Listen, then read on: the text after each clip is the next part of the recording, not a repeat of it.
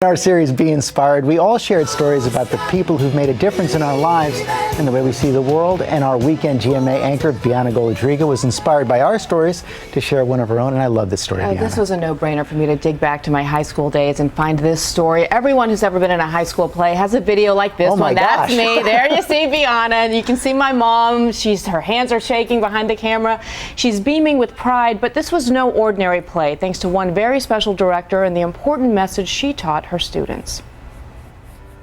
Good evening. We begin tonight with America and AIDS. For many Americans, the impact of AIDS in the mid-90s was little more than a blip on the nightly news. But for Sharon Ferranti, it was personal. Her friends were dying.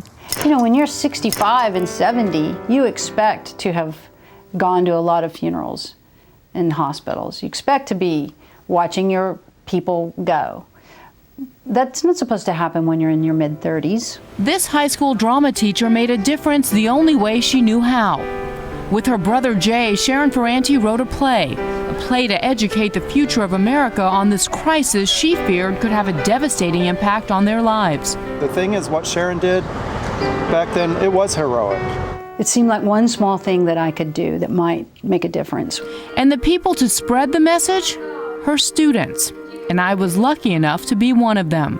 The thing about death is that you lose all your inhibitions. It wasn't easy, but felt like we were making a difference, and that was pretty huge. I mean, it really sort of made me who I am today. I think it made me make consciously safer choices. I mean, I think that's simple. It's as simple as that. The message, seeing a high school class and the potential impact of AIDS by their 10th reunion, was so powerful that for 4 years the play toured the state, 2 shows a week, 10 months a year, opening the eyes of thousands.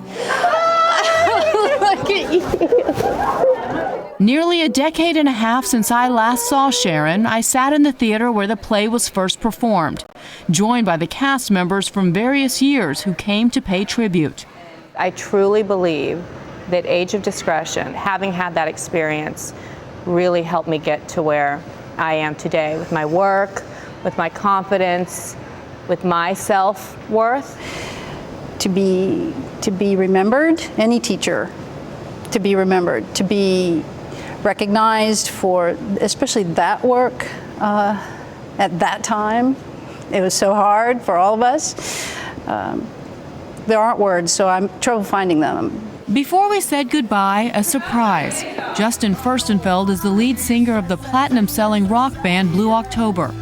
He was also the original male lead in the Age of Discretion. How you doing? Come here. She's the one that really made me aware of what was going on in the world and that there was other people outside of myself. Today, a song for the woman Justin, like all of us, says inspired him. Stop staring, you're the reason I feel so unhappy all the time. I really don't think I'd be the same girl I am today without your play, your message, and just the love in your heart that you expressed for all of us. You served as a facilitator, as a mentor, as a teacher, as a friend. I can say that you saved my life, you helped my life, you empowered me as who I am. A teacher who saved lives and taught us the greatest lesson of all, compassion. I can't breathe when you're around.